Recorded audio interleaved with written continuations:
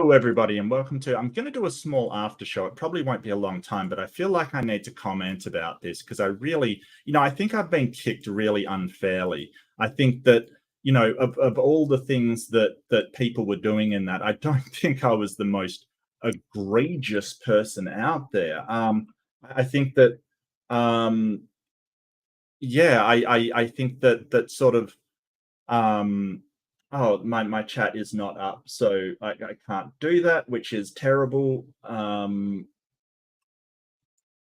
and this is the third stream I've had to do because I was sort of kicked kind of thing. So yeah, I was kicked for somebody telling me what I'm doing and what my intentions are, and this and that. So gaslighting me when I say, hey, that's gaslighting. Like you telling me what I know and what I believe and that is gaslighting. Like, oh, you're doing this. That's gaslighting.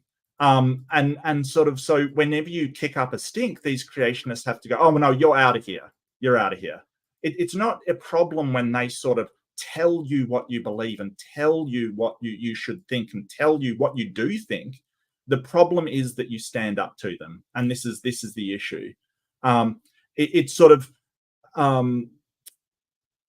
Achilles is weird. He's kind of a paper tiger. He kind of says a lot of stuff. Will say, hey, I've got challenges and I've got this and I've got that and I can take on anybody. And sort of when you do take him on, he has to have someone come and hold his hand. He has to have somebody come and mute you. He has to have somebody come and kick you out. It's the only way that he can function. And yeah, you're right. It's not all sort of creationist. It is Hovenites, and it is this group in particular.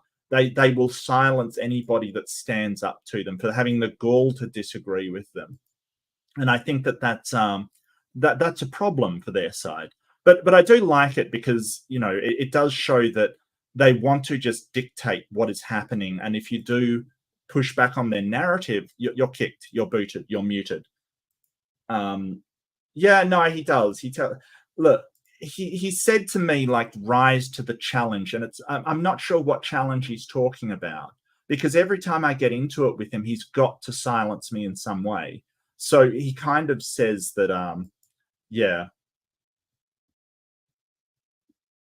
I'm not sure what's happening there, Dan B. I don't know. I'm trying to keep an eye on kind of everything. Yeah, I think maybe if you're discussing moderation, that's definitely, like, a lot of people have been caught out. We don't discuss moderation in chat. I should add that to the rules. In fact, I'll add that right now, come to think of it. Oh, I don't have the, okay. Well, I've really gotta make something like that.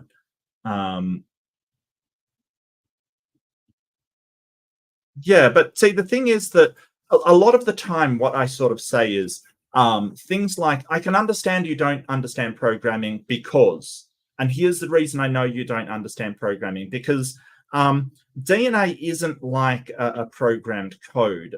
If you sort of understand, DNA it's more like an instruction set, because so the thing you've got to understand about programming code and code in general, like computer code, is what I'm talking about. The problem is that computer code, the computer doesn't process computer code like the systems process DNA. Like, code only exists so we can understand it. And the higher level code you have, the more intelligible it is to us. So the computer doesn't process code, right? It doesn't. It processes the electron paths that run through its architecture. It basically runs instruction sets. So it runs sets of sort of on and off electrons in binary that enable it to do what it does. the DNA, it's not like a code in that way. When I say it's more like an instruction set, it's still not. It's a good analogy to use, like, oh, DNA is like a code, or it is a code. And in a certain way, that's true, depending on what your definition of code is. But the way that they're using code could be the information coming from a pulsar star, that tells us what size it is and how much heat it's giving off and all of the things, the pulsing from that star. That could be code under the definition that they're kind of using. But there are some massive differences between them. There's some huge differences. And like I was saying, Microsoft code doesn't replicate with errors in order to get better. That's a big deal. And what I was going to go into is that, yeah, okay, so programming is based upon binary code and DNA is quadrany. But the point is that one's electronic and one is organic. There's a big difference there. There's a massive difference there. One is chemical. It's not an electronic code. It's not. So it doesn't run the same. Binary is the language. No, but no, yeah, binary is the name of the language. Yes, like don't get me wrong, binary is the name of the language, but something binary just means there's two to it. So off and on, 0 and 1. You have a binary star, which is just two stars. It just means two states, essentially. That's what binary means, just two states. It doesn't mean that, but yeah, it's kind of weird that they say, oh, we accept all challenges. Well, obviously they don't accept all challenges because I just got booted. And if they want to say, hey, you were interrupting Achilles, yeah, that's true. That is true. I was interrupting Achilles, which I probably shouldn't have done, or I shouldn't have done. But he was kind of telling me what I think and what I know. And I don't like that kind of gaslighting approach. Oh, this is what you think and what you know. It's not good. Yeah, and really it was defending, he was saying, hey, you do this, and that is just horrible. That's a gaslighting thing. So when I say something like, you don't understand programming because of the way you talk about this, it's not an ad hominem just saying, hey, you don't understand programming. What I'm saying is your argument shows that you do not understand the subject that you're talking about. That is what your argument is showing. It's addressing the argument. But they only hear what they want to hear. That's all they hear. I'm kind of happy that I got kicked. That just, like I said, I guess I'm playing the long game. The the higher level game. If I can be reasonable, and even if I get a little bit, I push back a little bit, and they have to kick me to get rid of me, so be it. That's a win for me. I don't. It just shows that they cannot stand up to rationality. And I mean, for the moment, what I might do is I downloaded this the other day. I'll see if I can speed it up. But they did an entire episode on me saying how, like, oh, I was ad homing and I did this and I did that. It's not actually like they don't. Achilles thinks he understands philosophy and understands all of these sort of deep philosophical subjects, and he doesn't. He doesn't, because he sort of says, hey, Kent didn't commit the etymological fallacy. Oh, absolutely he did. Oh, absolutely he did. Yeah, no, totally he did. He keeps saying, the origin of science is from Latin scientia, which means to know. What do we know? I mean, I can almost repeat it verbatim, which is kind of sad and tragic. But that's what he keeps saying. And that is an appeal to etymology. It comes from Latin, so it means to know. And then he goes on to make an argument out of the back of that. Well, what do we know? But that isn't what science means. It's a process. And sort of, I've got to make a few shorts of it because Achilles kind of really misrepresented me on that one. He really did. But yeah, I don't know. I mean, I sort of poke at them a little bit, but they really do poke back, and I think that what's it's kind of they kind of expect you to just be passive and take it and not sort of stand up to them at all. It's really the isn't it the sort of the position of the bully that doesn't like people standing up to them? I mean, it's kind of like what I see is they love giving it out. They don't like taking it. They get so upset when they've got to take it. And so it's kind of this, well, you guys give it out, you guys start. So, you know, I don't see why we should just passively sit back and let them run roughshod all over us. I don't see why we should you know, sort of thingo. No, it's not a reductio ad absurdum. So a reductio ad absurdum is where you compare a similar thing, or you can put the argument, take it to its logical conclusion, and it becomes an absurdity. So an argument ad absurdum. So just the other day, I was talking to a guy by the name of Isa, and I do have to get that room rumble up. I'll do that straight after I do this. Well, Isa sort of said, "Oh, well, bigotry. You're bigoted against animals. So bigotry is any time where you harm another. I believe he said another entity, kind of thing. So that's what he defined as bigotry. So I said, well, if you take that to the logical conclusion, so a reductio ad absurdum would be my response, where I say, well, that means you're a bigot towards vegetables, right? So if you take it to its logical conclusion, it starts to become absurd. That's a reductio ad absurdum. What Kent does is the argument from incredulity. He kind of says, well, you believe you came from a this. And there's a few deceptive things going on here with Kent. There's the straw man. It's not actually what scientists are saying, because he says, let's take, for instance, an example. You believe you came from a rock, right? That's what he says. So it's a straw man because we don't believe we came from rocks. There's a lot of chemicals involved in the say abiogenesis, right? There are chemicals from rocks involved in abiogenesis, but there's also chemicals from the atmosphere. But we don't say we came from air.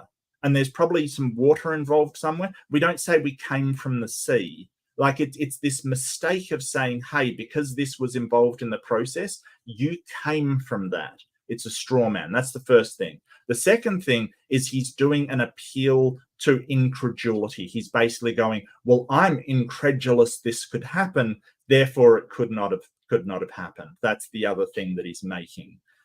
Just because you're incredulous of something doesn't mean it happened. It's the same thing as if an atheist says, well, you think a magic sky daddy poofed everything into existence. It's an argument from appeal to incredulity. That's basically what it is. So you're appealing to, you know, the incredulous nature of it, which, you know, I mean, it is an appeal to incredulity. There's a lot of better arguments out there for it. Totally. But yeah, it is a fine line. I do admit that. Let me get this thing and we will see.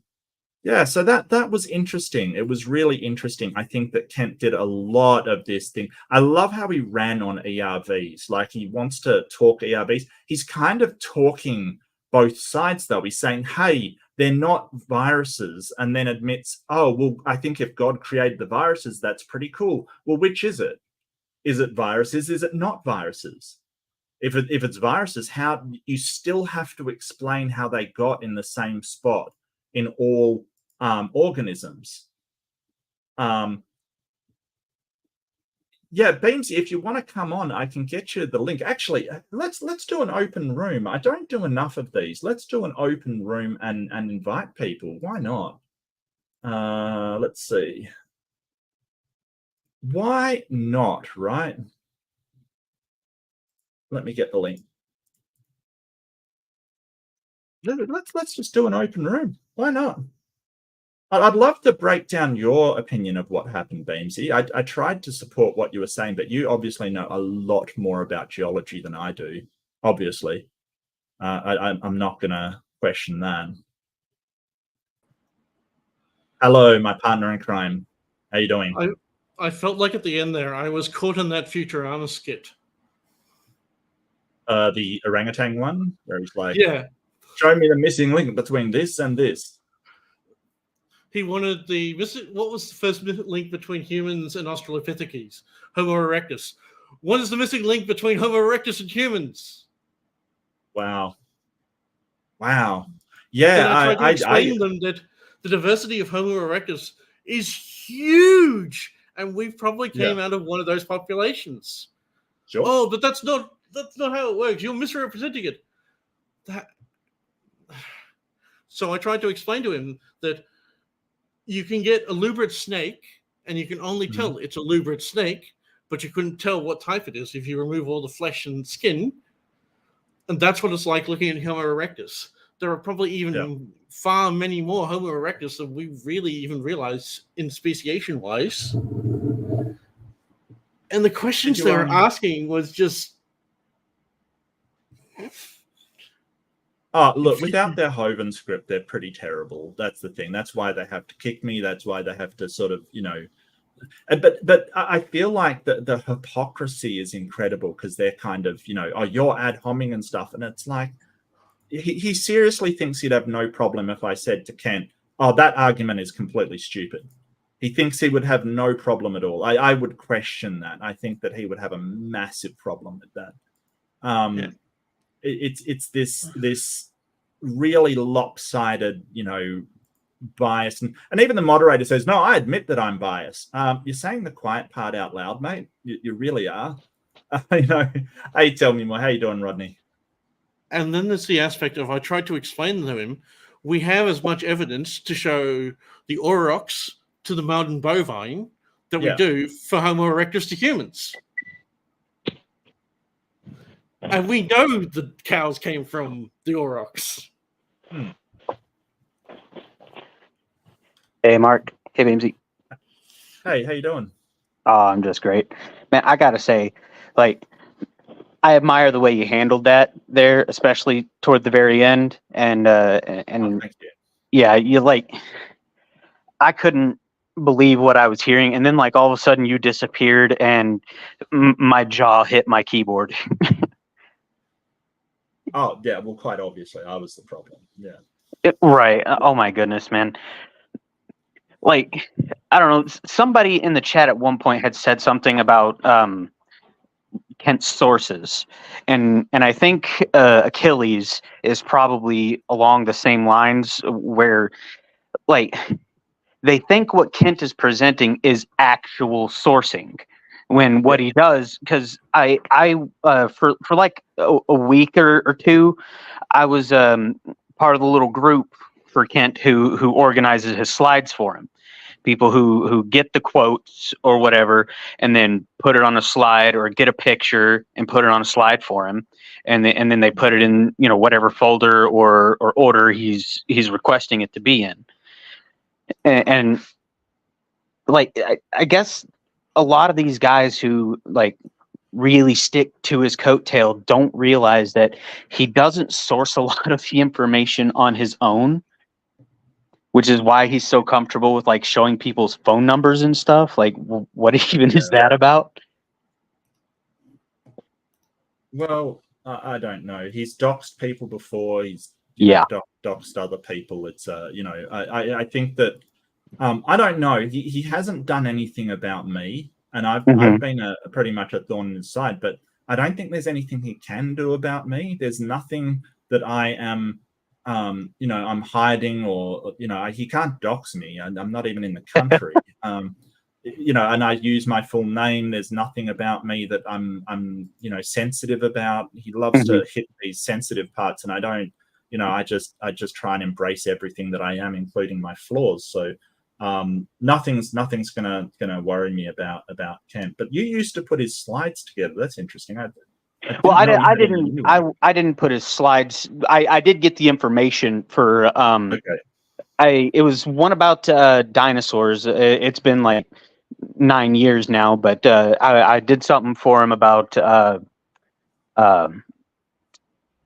oh goodness, I think it was some sauropod bones found in Central Africa or South Africa. I can't remember.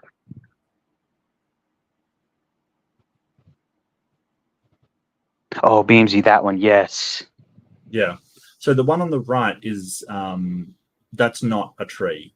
And that's what I was trying to get across. The problem is they're looking at it and go, it looks like a tree, and that's not right. The one on the left he is more than doubled down on it too. It was nuts. Yeah, absolutely. The one on the left is a fossil tree. It is a completely lithified tree that was buried and has been lithified. The one in the middle is a cast fossil of I don't know what. I believe it's a lycopod, and I believe that's from the area in Nova Scotia, just by the colors. I don't know, because again, I'll have to look at it. Yeah. It could be of a tree, it could be a lycopod, it could be anything that's tree shaped. It's more than likely a lycopod, yeah. I really wanted to ask Kent the difference between a tree and a lycopod. I really wanted to ask him, what is the differences? Yeah, the closest living relative of what you can experience nowadays are club mosses, but the one on the right is actually a dike that has been filled in with other sediments. That's why if you look at it, you can see the stratal lines going vertically. Yeah. Okay. That's what that is. I have a chunk of limestone. Oh my goodness. You've just cleared up something. I have a chunk of limestone under my desk that's got you can clearly see the way the sediment goes from one direction to the other. But then there are these very clear marks going completely the opposite, or 90 degrees of it.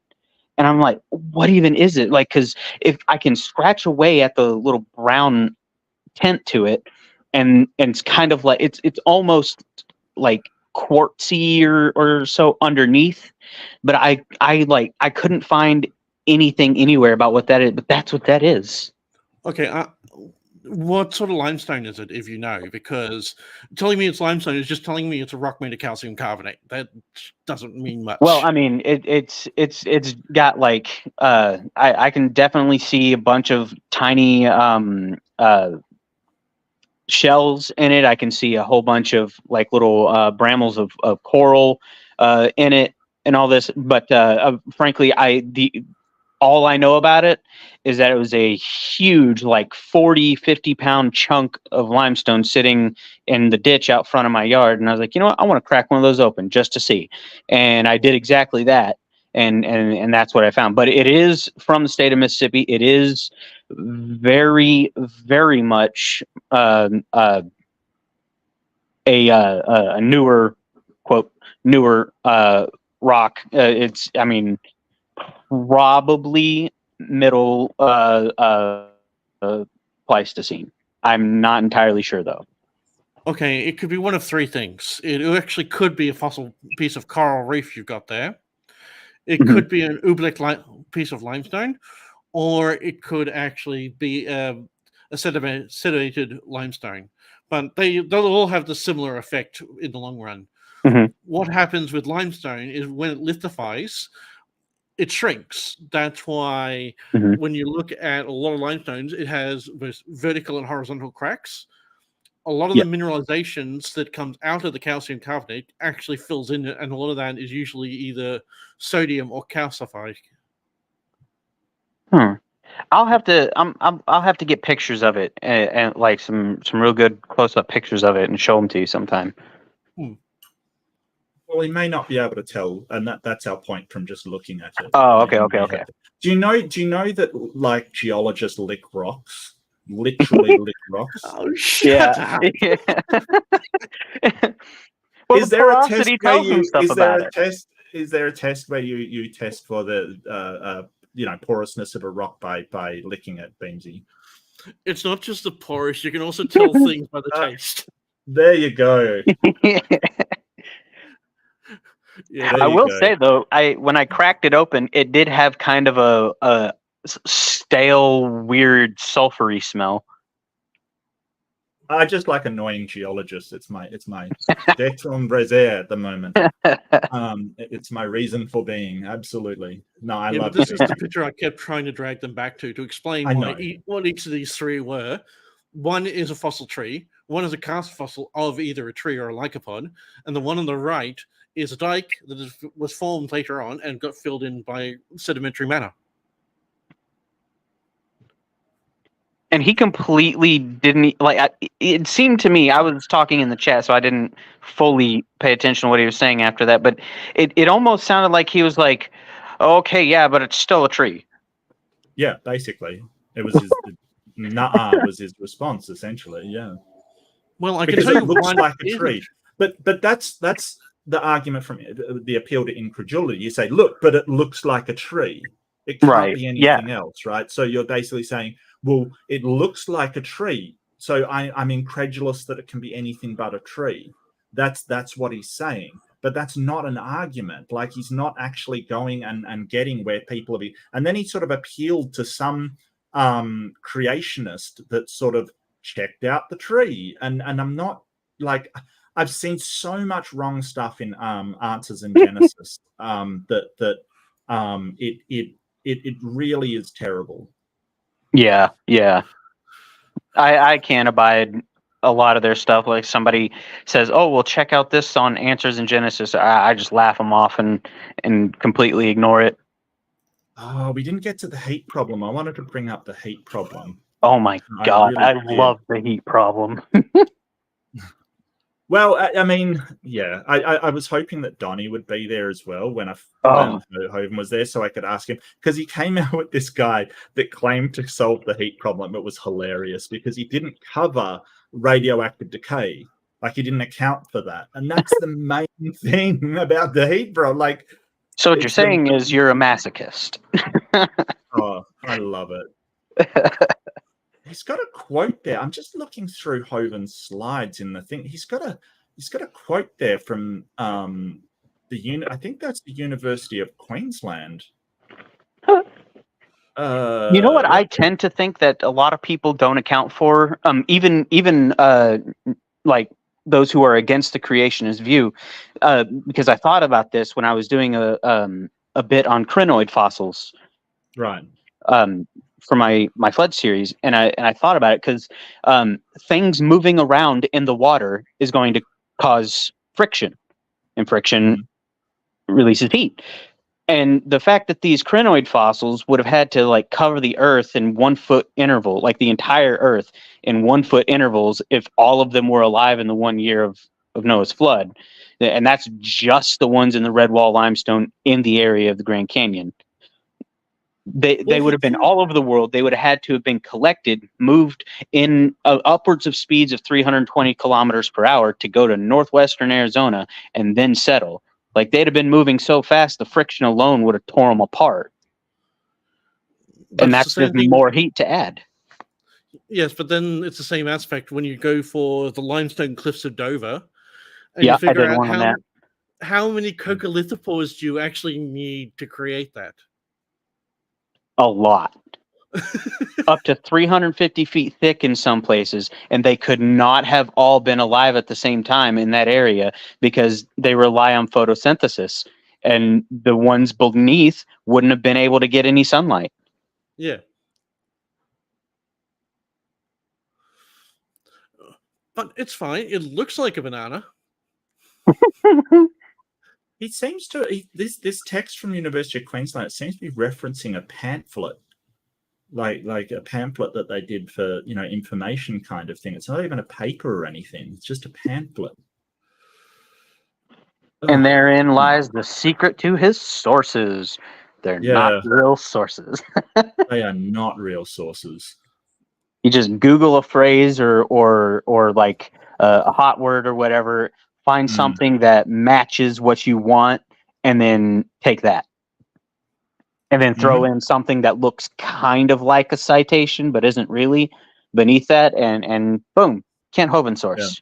Yeah. Well, I mean, you can do the Donnie trick and you sort of use scientific sources, misrepresent them, and intersperse them with creation research sources kind of thing, which are not. Yep, I'll give that to Donnie. He does take actual science, but he does misrepresent it. I believe purposefully. At this point, like, but by now, I believe he does it purposefully. Oh yeah, absolutely. Like, he knows he's taking it out of context, and when he's doing it, and he knows that when he's saying something about it, he's either lying about it or at best misrepresenting it, which I was still alive. So yeah, like, I don't know. I have it's a problem for me to listen to him speak about things when I know he's doing that. Oh, Beamsy, that picture, I know the difference. The monotrain lays eggs. Yeah. But do you know what they all are? The all eukaryotes? Edible. No, they're all eukaryotes, but one's a monotrain, one's an insectivore, and the other, I forgot what the porcupine is, but it's a completely different thing to Carnivore? It's similar to a raccoon. Oh, yeah. Oh, a garbagevore. That will do. Garbagevore. I've forgotten off the top of my head. I had him there, but That's all right. That's all right. That's fine. But they've all got spikes. They all eat ants.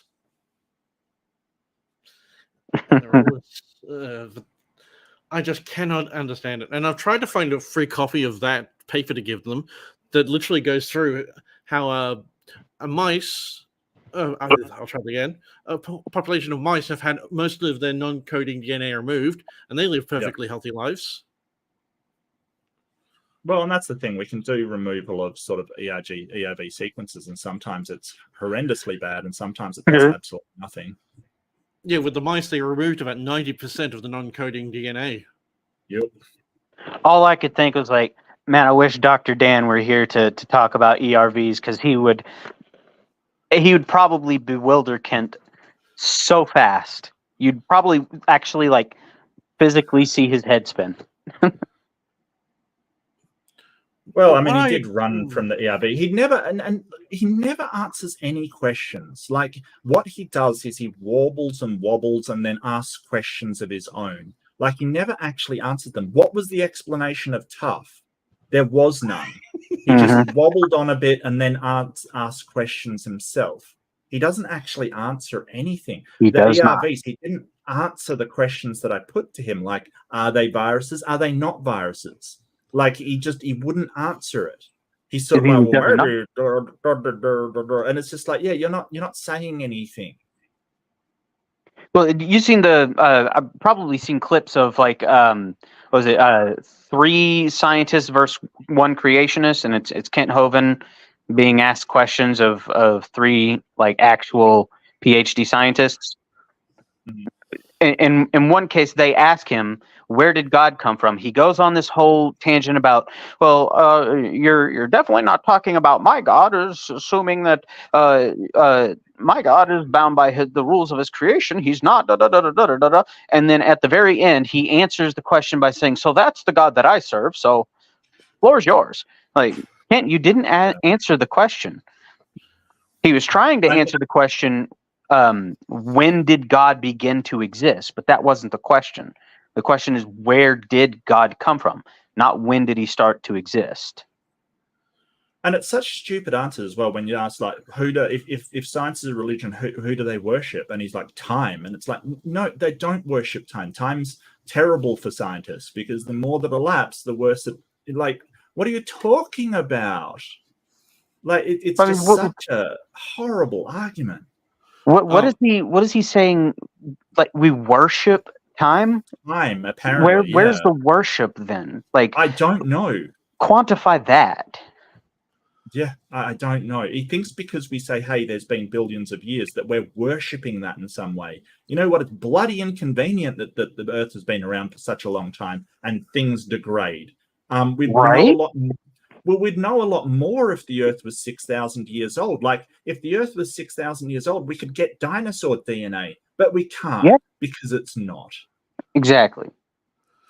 The other thing is, would you like to know what actually got me kicked from the chat? Oh, yeah, you got kicked too? Yeah, absolutely. When they didn't accept the fact being that we know that we came directly from Homo erectus to Homo sapien, because we don't have every single microfossil that fits in between it, I asked him, "Can you show me the evidence of how humans' average height has gone from 5'5" to 5'8"?"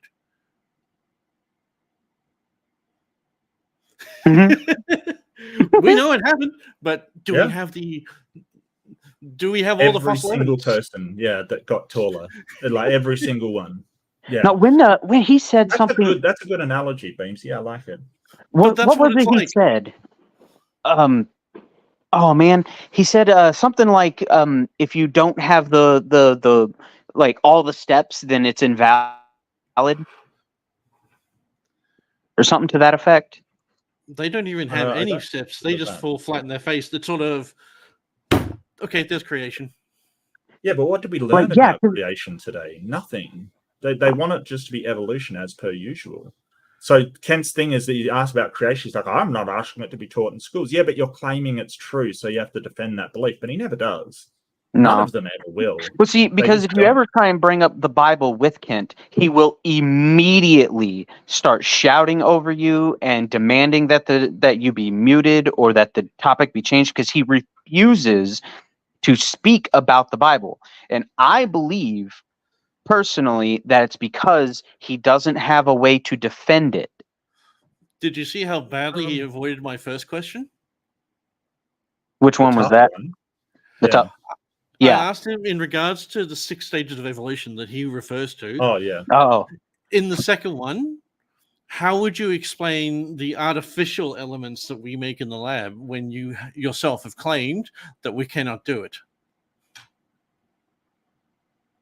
And he went on something about how, like, we can't create anything higher than iron, which is actually untrue. We can. Well, we definitely, we definitely can.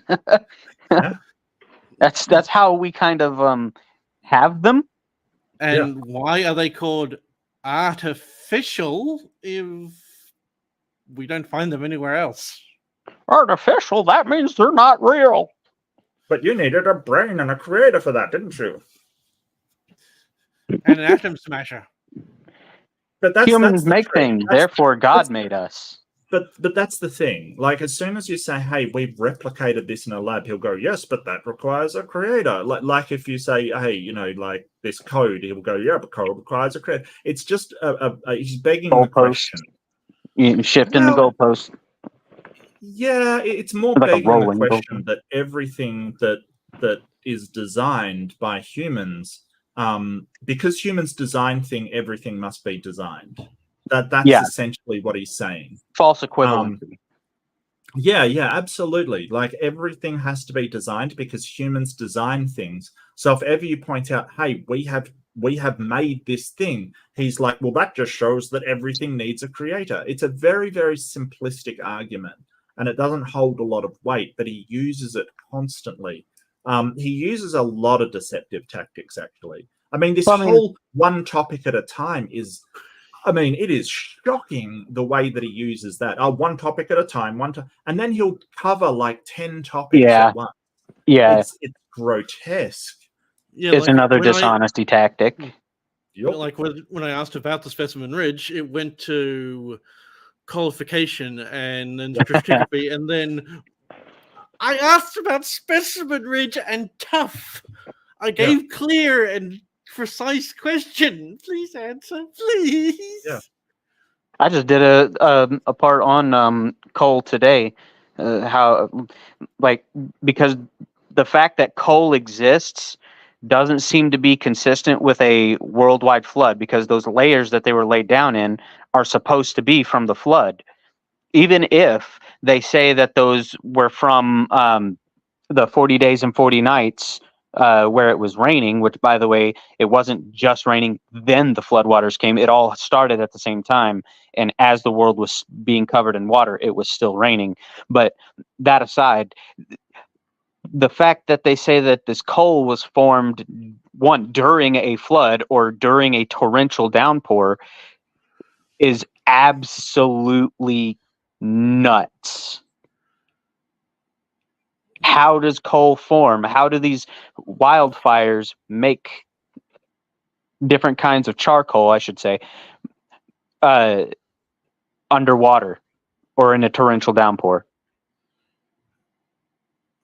Because you're such an awesome person, Beamsy, I've got that question that you asked, so I managed to find it. So I apologize that I haven't managed to grab stuff and put it on screen, because I didn't know I would be booted for daring to question the great Achilles who challenges and no one rises to the challenge except all the people that have, and he's basically kicked or ignored or run away from, I really wish he'd stop saying how amazing and how undefeatable he is when he won't actually, engage with people. And that's the thing. He only engages with people to tell them what they think, which is, horrible. Insufferable. Yeah. For chemical evolution is 0. None. I think this is it. Okay, thank you. Yes, we actually do fuse past iron. It can fuse all the way up to uranium occurring naturally. That's why we find it in the ground. But to fuse further is what we've actually been able to do in the lab using particle accelerators. With particle accelerators, it actually converts the atoms into plasma, and the plasmas become plasmoids. The plasmoids are then fused and then allowed to cool. This is where we get the highly radioactive elements that decay down incredibly quickly, like Americanum. These only occur inside laboratories, and they are recognized as an element that it can occur naturally in the correct nuclear synthesis. Intelligent scientists with a whole bunch of really expensive equipment can fuse these things together. Therefore, it happened by chance. Is that good logic? No. And I say, you're welcome to believe this. So what's the problem here, right? That because scientists can do this thing, it happened by chance. No one's sort of saying it happened by chance. It's a natural reaction of a star going supernova. And have you guys ever seen the wind create snowballs? Snowflakes as well, yeah. Happened by chance. Yeah, no, it's deterministic, Kent. It's a silly argument. Beamsy, just a side note, I think a better statement would have been there, like saying, no, I don't think your argument is logical, Kent. I didn't want to have a go at Kent because I know what would happen as soon as I did. Fair enough. No, totally fair. No, that's an absolutely fair point, BT. But that's what I would have said, because I'm a sucker for punishment. So yeah, that's basically what he said. He says we don't see elements heavier than iron. We can't replicate them. And you say, hey, yeah, we can, and we have Americanum. We've in a lab, and you explain the process of doing so as well, clearly demonstrating that Kent is 100% wrong. And he says, oh, because we can do it in a lab, then it happened by chance. Is that a good argument? Yeah, when we're trying to replicate nature, yeah, it is. It actually is. Some of them are actually side effects of nuclear blasts. You find them around nuclear blast sites. Well, you don't find them anymore because we don't do them anymore. But for the couple of years afterwards, we were able to find some of these. Mm-hmm. Hence so, why yeah, some we of can them fuse past time.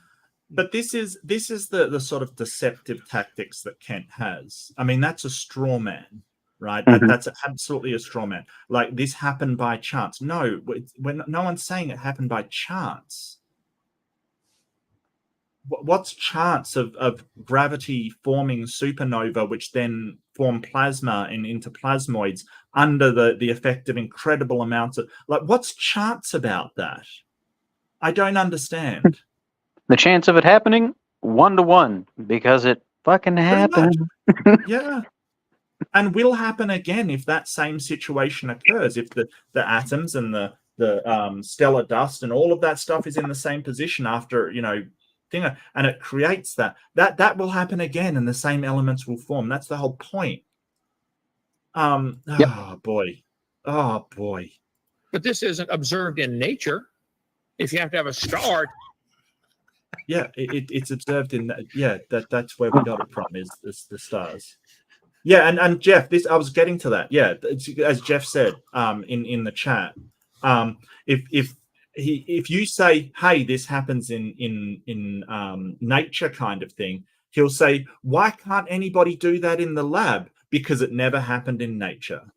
That's the second part to it that Yeah. Jeff's absolutely right about, and 100% right, Jeff.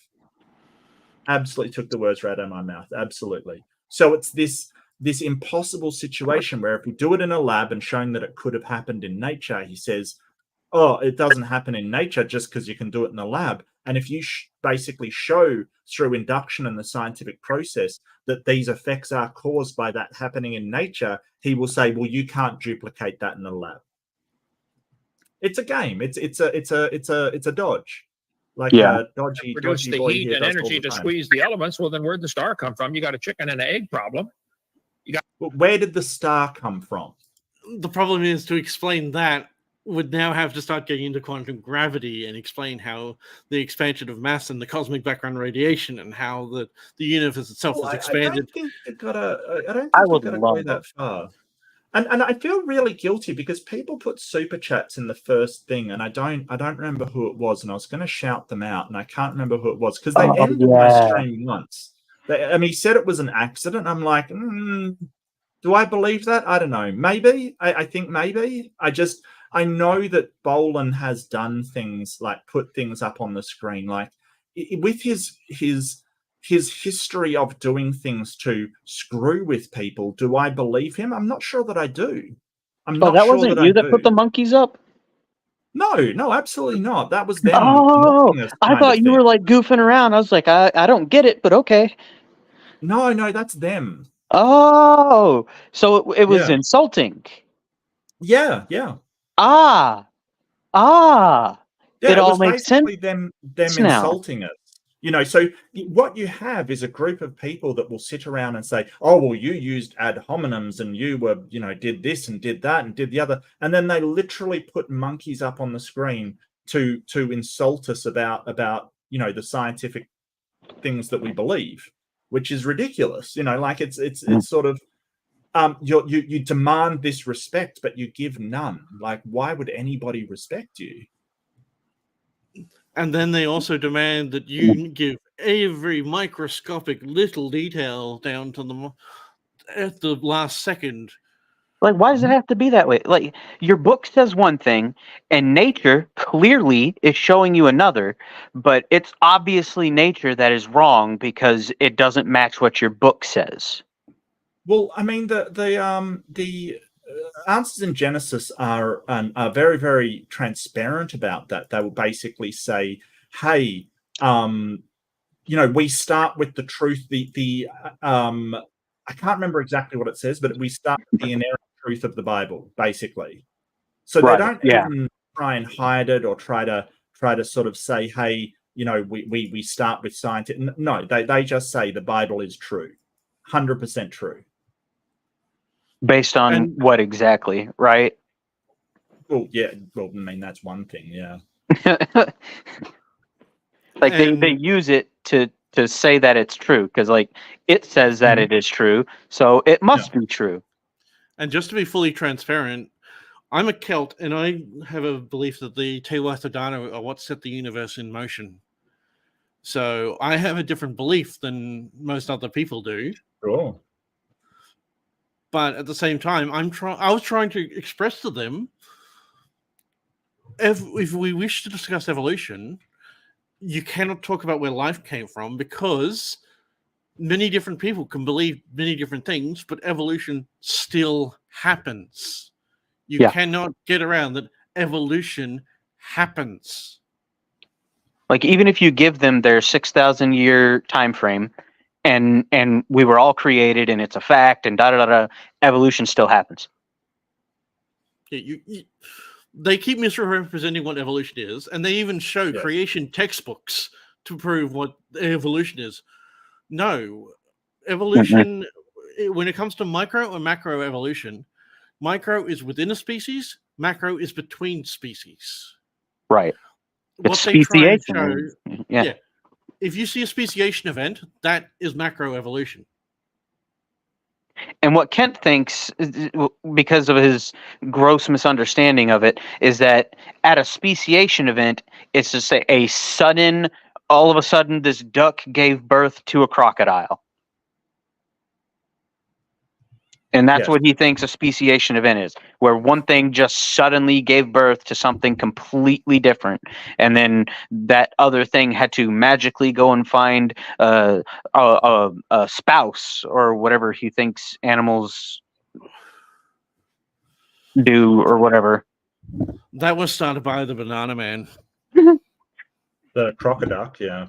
Yeah, No, freaking Kirk Cameron did the crocodile, but the one species. Oh, that was Kirk Cameron, was it? Yeah, Kirk Cameron was the one that did the crocodile, and then the speciation is one species suddenly making into another species, and then they've got to find the girl or a boy or whatever they want to put it. That part was actually from Banana Man. Hey, Doc. I heard that you were not even allowed entry into the prestigious scientific halls of the Proverbs Guys news channel. Well, I mean, I joined them. They just were immediately wrapping up. Also, sorry if I feel like crap. My throat has been awful. Oh, I'm sorry to hear that, buddy. I really am. Yeah. Oh, thanks, Cata. I want to give a big shout out to Caterpillar. That's awesome. Take care. I honestly would love to have had my question, the second one about the Specimen Ridge, answered. I would love to have had that answered. Yeah. That's asking too much of Kent. Mm-hmm. But I thought a lot of questions answered. I thought I was clear enough and gave a precise, exact question so that anyone should be able to answer it. Of how could that occur during a flood? Mm-hmm. Yeah. I just don't understand. He then went into a diatribe, and the diatribe's got nothing to do with the question. And I even got him back on the question. Like I spelled out, this is what Beamsy's asking specifically, because that diatribe didn't even begin to address it. He basically, I don't even think he heard the question. Like, I don't think it even entered his brain as to what you were asking. He probably heard one or two words that associated with the diatribe, and then he was just like, "Oh, I'm going to jump on this." Yeah, I think he heard the Specimen Ridge, and that's where he goes for the 27 layers. No, I was asking about the 24 specific forests that are actually preserved in Specimen Ridge, not the 27 layers. That's a different thing altogether. That's it. It's the further expansion of it. That's probably what it was. He doesn't know anything about the 24 forests, and all he could think of was 27 layers, and he thinks that's what you were getting at, and just mistaken about the number. Yeah, there's actually far more layers than 27, but there's actually 24 well-preserved forests in those layers. But one of the people they had on right there at the end, as I was hopping on, I heard him talking about like one of their common misunderstandings of geology, like, you know, that we knew the layers of rocks when they were named. And I wanted to hop on specifically to address that, and then they said, "Nope, we're ending."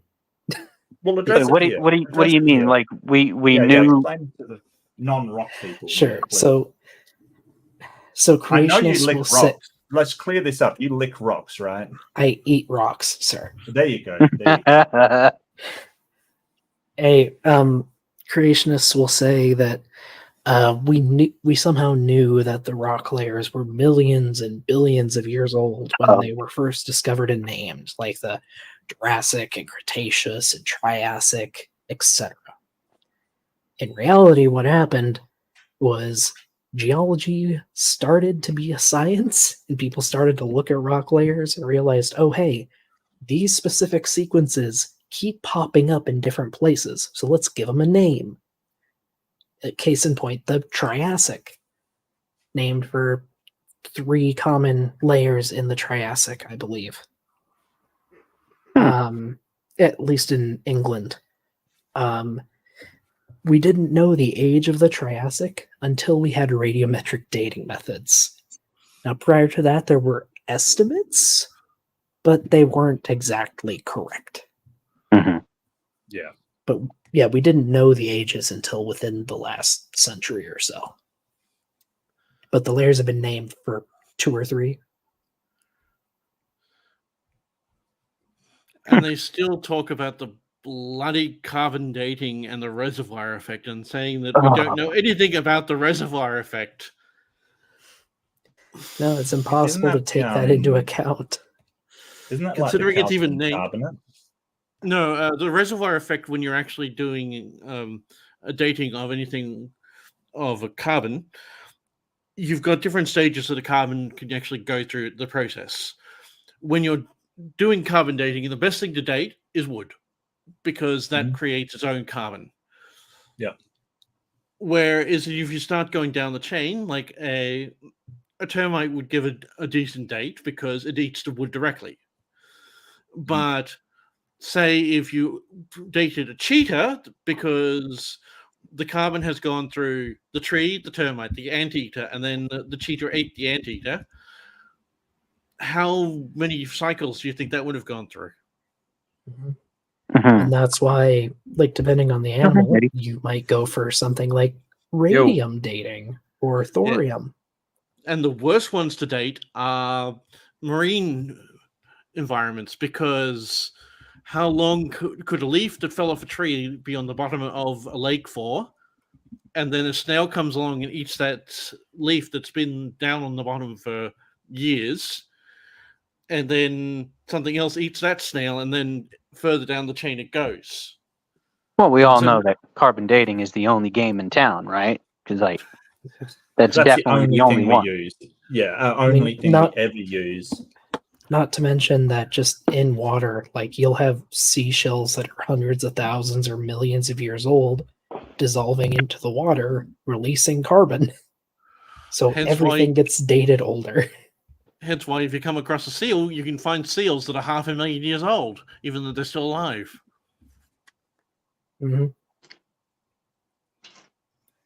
I actually just today I discovered this science channel that covers stuff like this. So, let me see if I can find them again. They were actually really fun.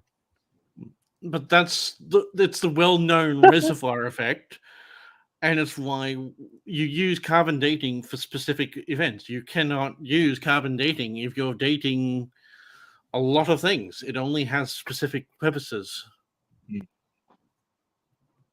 I look for crevices when I'm dating. Nice.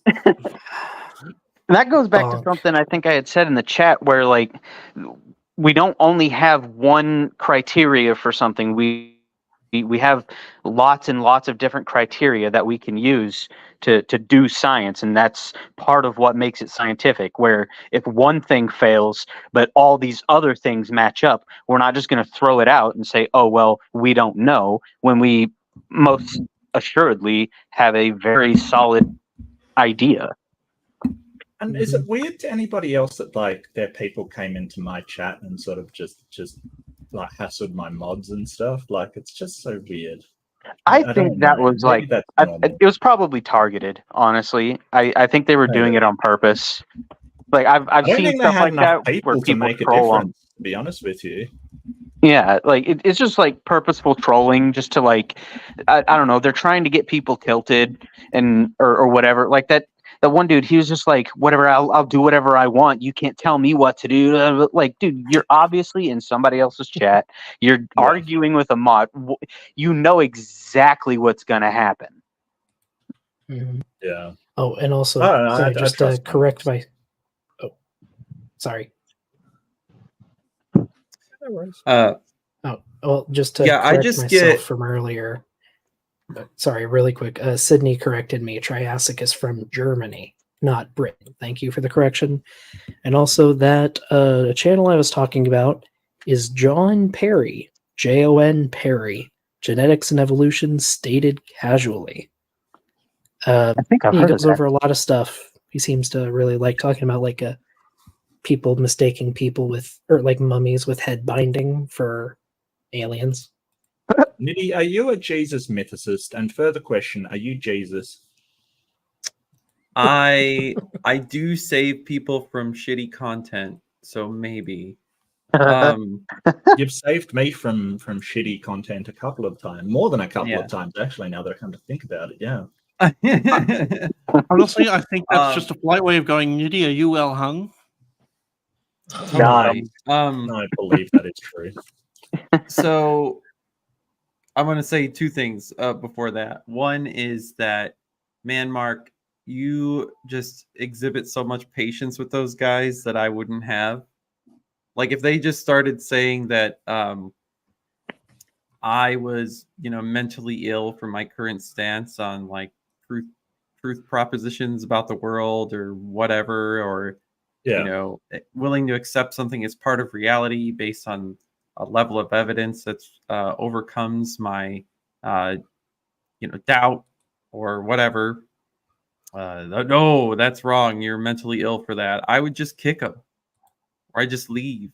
I'd be like, well, you're not being honest, and you're certainly not being Christ-like, because like everything that I ever did in my culty ass church, I was pretty sincere about it. Like people would come when I would teach the Bible to like a small house church or whatever, and I would never ever dream of being an interlocutor like that with someone new, hell, I've had people ask me the most insane and angry questions in the middle of my Bible teaching, and then I've had to be like, that's an interesting question. How about you and I talk about that afterwards, right? Instead of just launching back. Maybe the internet gives these guys the power, like the sense of power to flex their Jesus peen at people to try and validate their sense of persecution. And wait, you can flex the peen? Oh yeah. Oh, you can't? I've worked that muscle. Mine can like practically do a helicopter. It's like, wow. Sorry, what you were just saying there, Nitty, about that's an interesting question. Let's talk later. That's the old TA. I don't want to get fired, but you're a really stupid answer. I'm just imagining Nitty pumping iron with his peen right now. I'm sorry, I can't help it. It's just flexing it out, right? Like Sorry, like that meme where someone holds up a water bottle with a toothpick. Yeah. Oh my god. That's basically how it goes. It's probably the same muscle group, Probably. So I found music that Nitty does it too. Oh, we don't have to investigate it. As long as it looks like the thing we think it is, it's fine. It's fine. That's what it is. What has happened? Look, we're not on my channel. This is why are we talking about so many sex bits? That's my channel. That's my job. I don't know. It's an after show, and that was crazy and sort of that was surreal kind of thing. I don't know why. I'm in a really weird mood. I must be. But Ember, member for 8 months. Ember is gorgeous and one of my favorite people in the world. It's just like doing Kegels. Someone help me out. Kegels. Yeah. Kegels, man. It's an exercise to work your pelvic floor, I think. Yeah. Gotcha. It causes an extra grip. Are you a Jesus mythicist or not? Just looking for a clear answer. Well, so Nitty, you didn't answer the question. Apparently, I give people a lawyer answer about this, and it drives people nuts. And I don't mean to do this, but I think it's important. So I usually will give people picking at me about the historicity of Jesus. I usually say, I'll give you at least 3.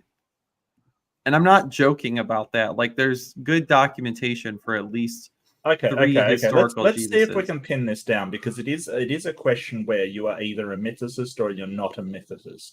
Okay. No, it's not. Well, yeah, it is. That's the dichotomy. Like, do you believe that Jesus was a myth?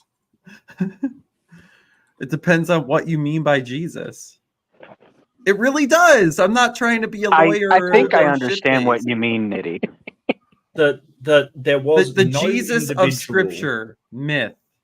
Yes. The Jesus of history, real. Well, that's not a mythicist, right? A mythicist believes there fine. was no actual human being. That is a figment of someone's imagination, right? No, so you don't believe that. So you can even be undecided, right? You can say, well, I don't know whether it is a myth or not. But a mythicist believes that there was no actual individual human concrete person there. So if you So- just say, well, I don't know, it might have been, you're not a mythicist. So, like, you could say Yeah. there might have been an actual historical figure, but they've probably been mythologized. That's Correct. exactly it. Yes. Absolutely, that's not the mythicist position. A mythicist Yeah. position is saying that there was no actual person and it is a myth. Wait a like- minute. Yeah. Like Jesus of Nazareth was a real person. That's for sure. But who he is depicted as today is complete myth. I wouldn't That's not say the of mythicist Nazareth. position. Yeah. There I'd was someone say- named that Yes. because you can Well, I find a say record of someone. Jesus of Nazareth because that's what they. Well, to That- be like, that's honest one of with his you, I think titles. it could be the case that there was no actual person. I think it could be the case that it is just a legendary figure that was spoken of, like a myth. But I don't know that for sure. I don't claim to believe that. Like it could be. It is possible. I don't think it's likely. But I don't take that mythicist position that yes, there was no person, because I don't think we know. I don't think we know for sure. Well, there is records of a Jesus of Nazareth, but that's Right. the only thing we can show. Just that there was someone named that. Yeah. I wouldn't make claims about like where they were from, who their parents could or could not have been. If Right. hell, No I records. won't even make claims as to whether or not they were crucified. Again, no I don't records. think Bart All- Ehrman's a mythicist, is he? Is Bart Ehrman a mythicist? Mm-mm. The only Richard thing that you Carrier, Richard Carrier Earl- definitely yeah, is. Earl Doherty. I think he's dead though. Yeah, the only thing Yeah. we've ever been found definitively in regards to Jesus of Nazareth is the name existed on someone. But what they did, Or who they were, someone's. but it's the only record we have that there was someone called Jesus of Nazareth, and that's about Yeah. the extent of what we know. Right. Fair enough. Sure. Yeah, no, Big I Bad agree Mama, with that. that's right. That's probably my best view. Euhemerism or euhemerization. My favorite thing that I found out that apologists won't tell you is about in Josephus, right? They go, "Oh, Josephus, Jesus, yay!" Two things. One, if you actually read very carefully the passage in which Josephus goes on a Christ tangent, it doesn't make any fucking sense where it is. So like you read that whole Jewish war chapter or ticket, whatever it's in, and you read the chapter, you're like, all this shit's happening where the priests are upset and Rome is in there and they're fighting for who should control the temple and blah, blah, blah, blah, blah. And everything's going bad and Israel's in disarray and something about Jesus. And the next paragraph, and everything's still terrible in Israel because there's all this political problems and turmoil. It's like, what the fuck is that sentence doing in there? Like if you just, look at an HTML page, you inspect it, you delete that paragraph, everything's fine. Everything looks perfect. Yeah. It'd be You like, think someone like moved a paragraph in history at some point? fuck no. I think Christians threw it in there. Yeah, we know Christians threw in other stuff. So like, Yeah. it'd be like you're reading Harry Potter and then all of a sudden there's a page of Doctor Who. You're like, what the fuck is this doing in here? Like, it doesn't make any sense. Like, so I'm just saying that because I know, like with printing presses, can't you like arrange it so it'll print an entire paragraph and then like you can move the paragraph around? I just wonder if that is possibly what could have happened there. Like a new person just put it in wrong and then it just got copied everywhere. I don't know where else it would go. Yeah. Like contextually, I literally do not know where else you would put it. Because at least I think the best argument you have for that most likely interpolated statement is that it would be chronologically about where it should be. But everywhere else that you would be like, oh shit, like now when did Jesus die? I don't know. Fair enough. I mean, I haven't looked at a Bible in months. Oh, it's not. So- It's not a Bible. It would be reading Josephus. Oh, the second thing is that I think it's not long before that in his records. There's a story about this guy. His name is Jesus Ben Ananias, and if you read Josephus's account of what he says and does, you can almost map out Jesus Ben Ananias to the Gospel of John and the end of Jesus's life, minus the crucifixion. So, like, the guy preaches, "Woe unto Jerusalem, woe unto Jerusalem," and he specifically likes to go do that during the festivals. The Gospel of John says, "And it was the festival of unleavened bread, and it was the festival of booths," and Jesus went and said some crazy shit. And then that Jesus Ben and Ananias got arrested by the officials. And what happens when he gets arrested? He doesn't say a word. Doesn't say a word. Hey. And like a sheep to the shearers, he was silent, as it says, I think, in the Gospel of John. Same thing. He's doing the same thing again. I want to show this. I want to show this. Sorry. Finish your point, but I do want to show this. I found the tough part. And the only part it breaks away is like the very end, where Ben Ananias is set free because of his silence, and maybe they're just like, "Ah, shit, we can't actually kill this guy." Whereas in Jesus the Christ, gets killed, and Barsabbas gets released instead. But everything else, if you're just reading them side by side, you'd be like, are these the same person? And one's all crazy and mystical, and one's just like, here's the facts, yo.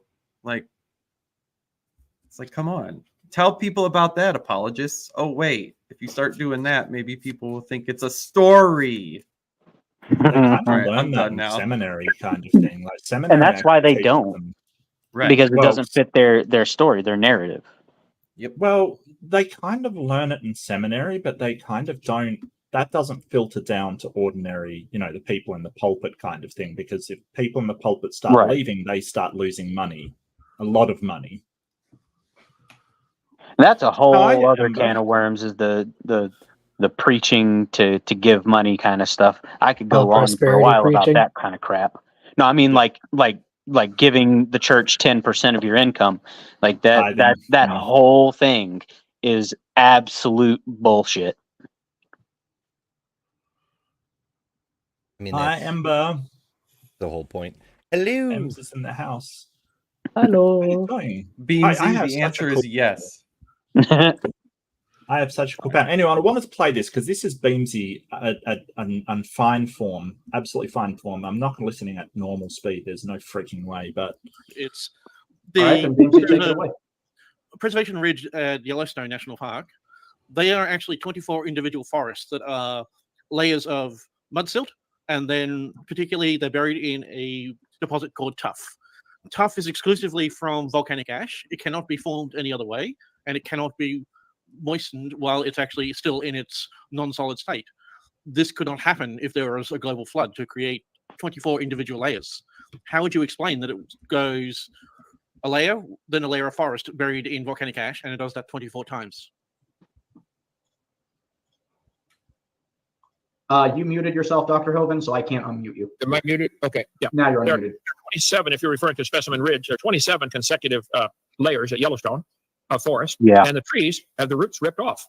They were ripped out, floating around in Noah's flood, and then redeposited. And you get the tidal pumping up and down, back and forth for 7 or 8 months. It's notice he says tidal pumping when he's just said, "Hey, water doesn't allow tuff to form."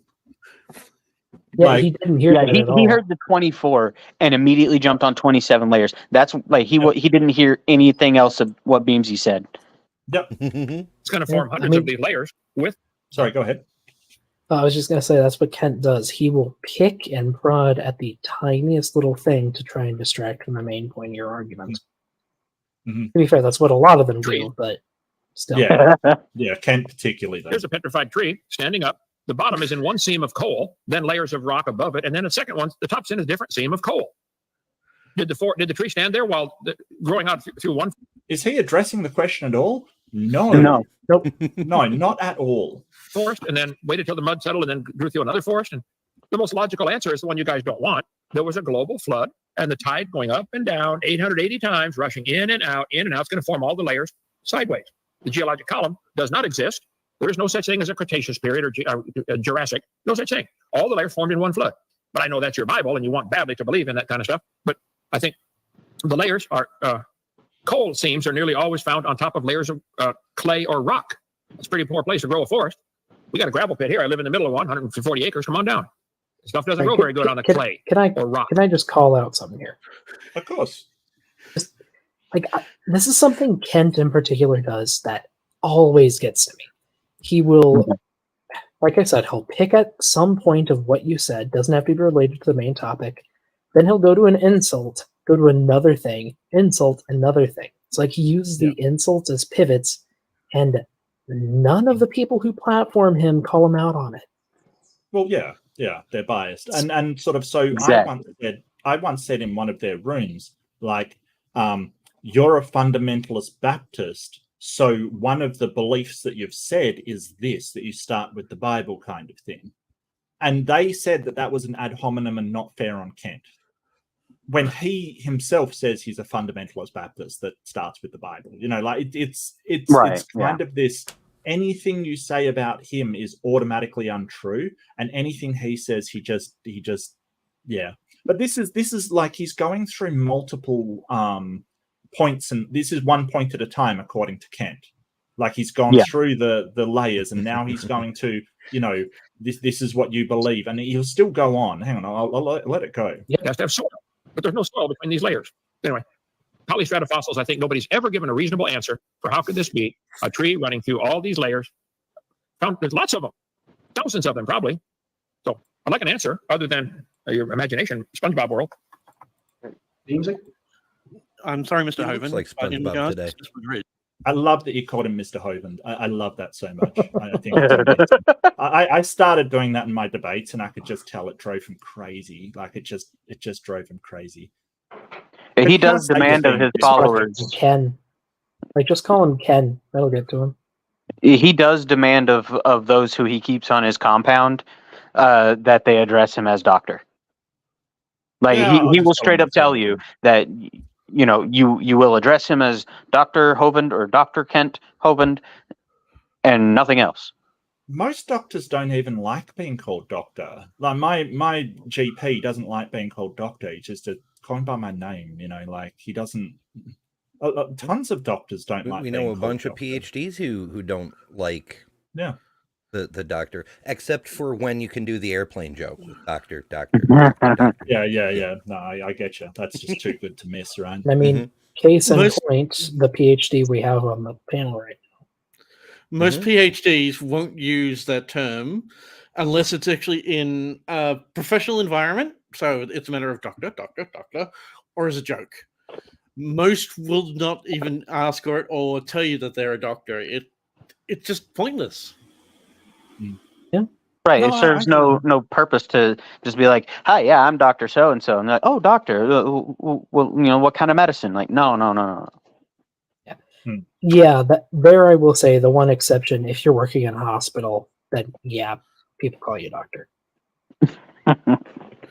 That's why it's a professional environment. So weird. Like, so weird. I always thought calling people by their title was odd. Like in a hospital, like nurse. Like, well, the reason for them to do that is because there's multiple different specialists and doctors and people. So if you say, you know, nurse, you want a specific person, you know. So it's not so much sort of using an honorific. It's rather, hey, this is the assistance that I need, rather than basically it's more like I need a minion kind of thing. But nurse is specialized too. And like if you need a pediatric nurse and you just yell nurse, who knows what you're so getting. I mean, chances are you're already in this. Like my mom worked in the field. Yes, there are specialists, but most of them do receive like a basic set of skills. Yeah. So and plus you're usually in the ward that that's nurse would be a part of anyway. So when they call, like if you're an ER and someone yells out nurse, you're going to get an emergency nurse. That's just what you're going to get. What really bewilders me is people demanding to get a doctor to do a nurse's job is insane. Like they'll go, oh no, I don't want my blood drawn by a nurse. I want a doctor. It's like, are you insane? Doctors are so bad at drawing blood. Nurses do it all the time. Like, constantly. The person who has experience. That doctor probably had to do it in medical school, but like he doesn't do it every single day, multiple times a day. Has he done it since medical school? Right. $5 says get a stiff drink. I don't actually drink pinworm, not much anyway. Occasionally, but not really. So how does one stiffen a drink? I don't know. That's tomorrow for me. Because like if Saturdays is my whiskey night. Is it even a fluid? Use some ice. gelatin in it. I don't know. Yeah, ice would do it. Then the overall like density would definitely go up if you're taking on the average, right? You know what I've been looking into getting recently? Those like rocks you can put in your freezer and then put them in a drink. It's a dildo. It's a dildo. I know what you're talking about. What it is. No, sorry, there are these like special rocks or pieces of metal or something you can buy at the store that are food safe. You can put them in the freezer, they freeze, and then you put them in a drink. Yeah, I've seen kits for like decanters and whiskey cups that'll come with like some of those metal ice cubes so that you can reuse them and they don't like melt on you or anything. And I've never actually like been able to get a good look at, but I've seen like different ads and stuff for the ones that actually have real stones, but I don't know what kind of stone it is. That'd be really cool, actually. It's usually granite. Granite? Okay. Yeah. I mean, that makes sense. Yeah. Well, someone's got to do it.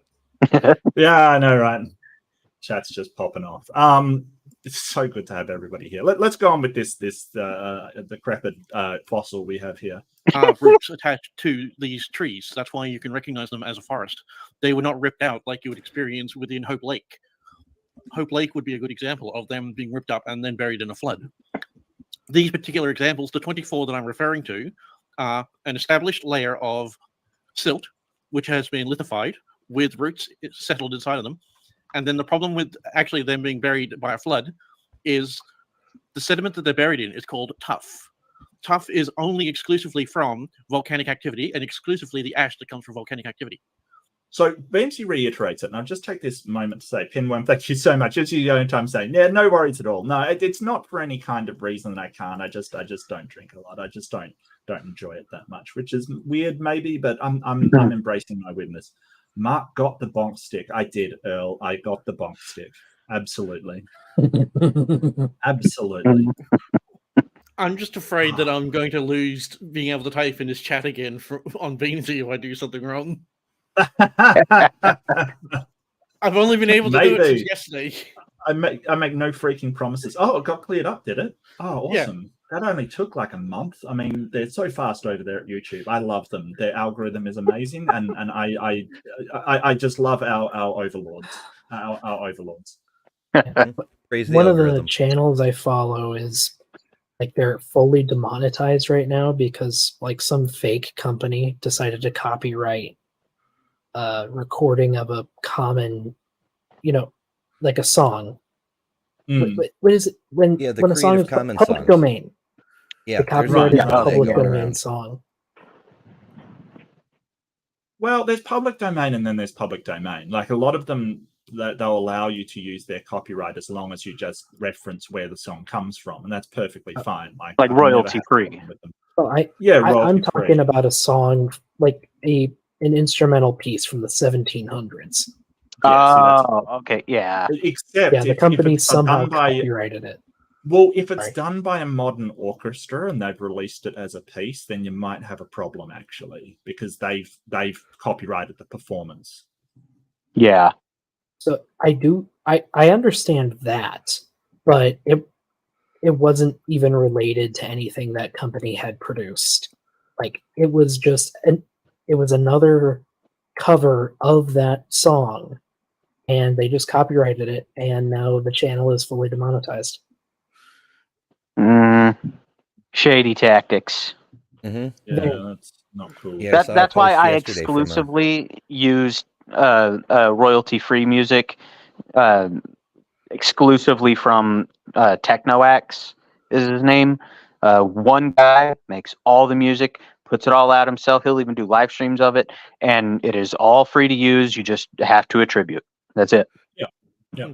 That's a lot of them are fine. A lot of them are perfectly fine. Like, just take the time to look up what their requirements are. Like, if you go to one of those streams, they'll say what you have to do. Paste this into your description. As long as you just do what they want, I've never had a problem at all. So far. It's just so far, yeah. But it does require a little bit of looking up what they actually want you to do, and that's fine. I haven't yet either. I really wish that Kent would actually update his slide into what I've just put into the Never chat. gonna happen. Oh no, just one that always bothers me is his tree of life, and it's just if he's going to do one, at least can he show what every normal scientist would actually use, and not. But that would make it look a lot less incredulous. You know what I mean? Like that would be a lot more credible and less sort of ridiculous in his eyes. So he will go out of his way to find sort of the most basic diagrams, because they're the ones you can say, hey, that's absurd. Look at it, it's saying this and it's saying that. He doesn't want accurate diagrams.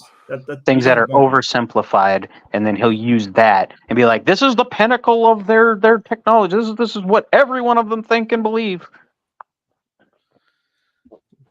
It will not. And his followers eat it right up. Oh yeah, they eat it up. Oh yeah. If it becomes.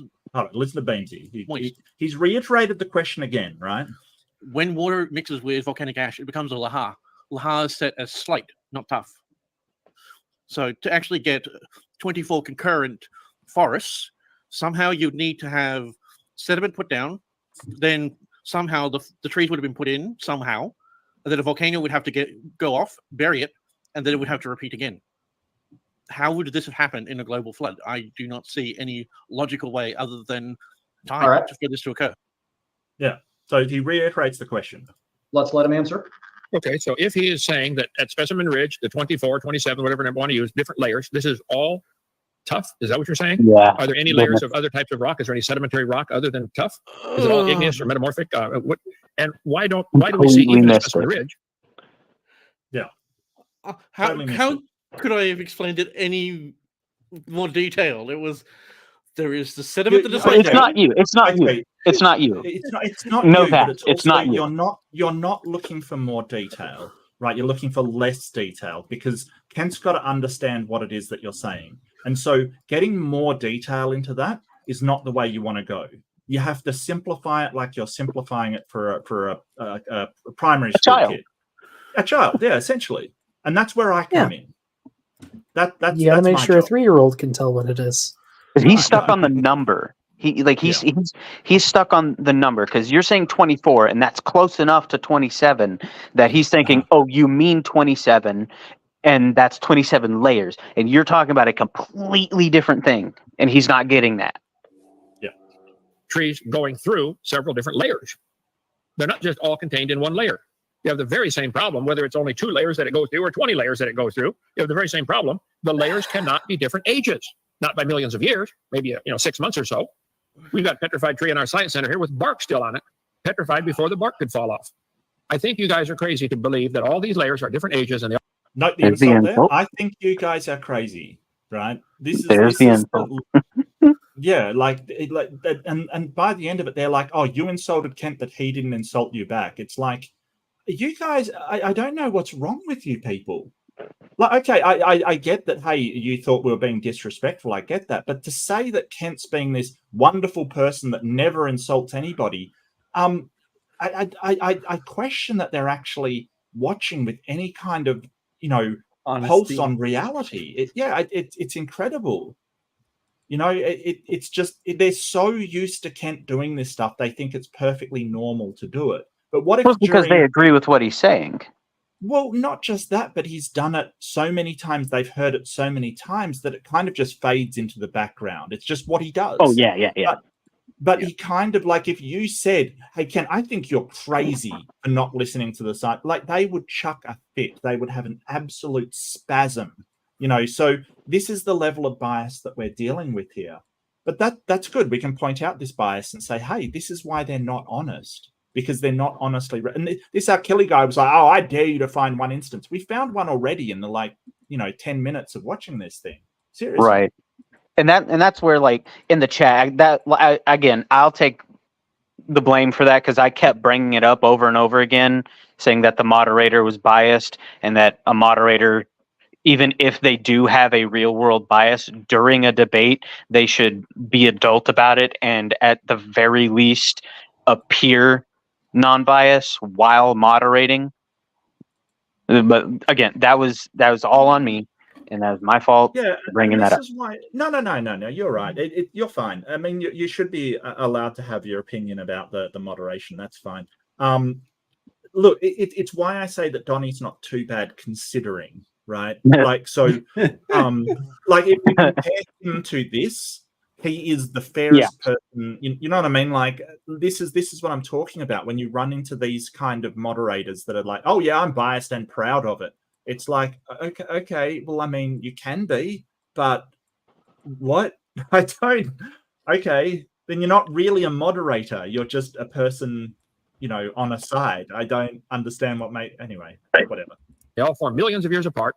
When we have trees connecting layers, even if it's only connecting 2 layers, they had to form quickly before the tree could rot and fall down. Talk to Ian Juby, he lives up there, ianjuby.org, where all the petrified trees at Joggins, Nova Scotia, petrified running through all these layers. So I think you're desperate to want to believe in evolution for maybe some other reason, but that you can't prove these layers are different ages. I think it's much more logical to say, wow, that tree stood there while the tide's going up and down, sucking water in and out and mud in and out, making all these layers in 1 year. Noah's flood. That's my evolution. Think about what he said. All sucking water in and out, and he's just Beamsy had just explained how if you get water, you do not get tuff, you get shale. Yet, but in between these, there's shale. There's no shale. There's tuff. So all this water, how did it not? It's just he doesn't listen. He does not listen. Yep, you hit the nail on the head. He does not listen. He can't. He doesn't. But the questions that I asked, there's no answer for him unless he does the diatribe and avoids the answer. Yeah, and he didn't answer it at all. He made his own point over again. That's the problem. He's not actually answering the question. He's just trying to make points. And that's the frustrating thing, because you point out, hey, you didn't answer the question. And he's like, oh, no, I did. No, you didn't. You didn't answer the question at all. You made your own point, which had nothing to do with the question. Answer. All right, Beamsy.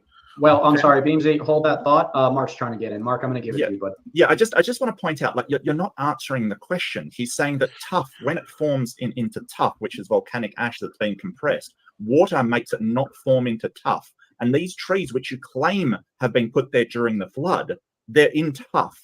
And if there's water, it would be shale, not tuff. So how do you explain that? That's the question. How do you explain this tuff forming when water would make it form into shale? But you claim that there was water that put these trees there. But that is impossible with what mineral it's going through. That's what he's getting at.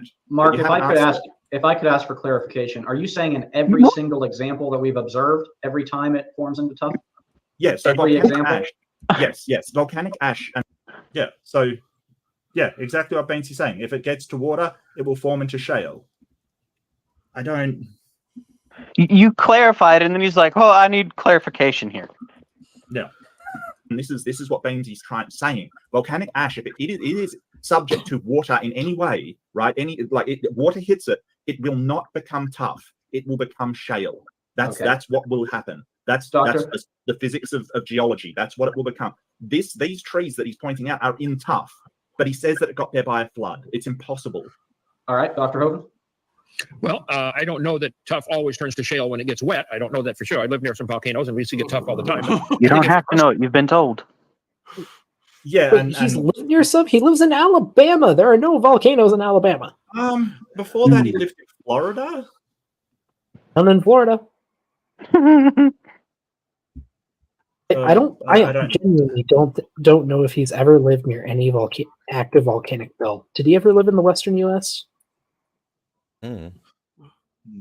Not to my knowledge. I know he was born in Illinois, but I don't think he's all that well traveled, to be honest with you. If you ever get anywhere near active volcanoes, or which have been active in the last 100 years, there should be plenty of pumice around it.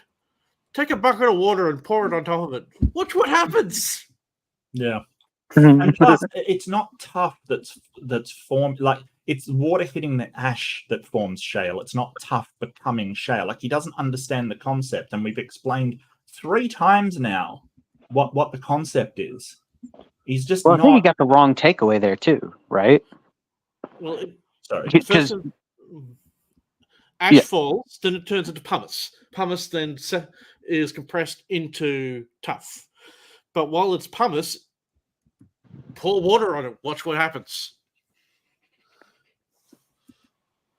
It really doesn't like it. Sorry, really quick on that, Beamsy. Pumice or pumice? Pumice. I'm sorry, I've got a cat at my ankle, and No, you're fine. It's just I've had professors who say either at the same university. They're actually 2 different things. Does it annoy you when people say pumice? I'm asking for a friend. No, it really depends on which you're referring to, because pumice is slightly harder than pumice. Pumice is actually the soft rock that is formed by deposited ash. Pumice is, again, it's formed by volcanic activity, but it's usually at the end of a pyroclastic flow, and it's harder. Okay. And people grind away their feet with it. I thought it was just a difference in pronunciation. No, you can actually find pumice and pumice. Wow. Of course. Didn't you think about naming it something else? Like, that's kind of confusing. No, you met the English language. That's true. That is 100% true.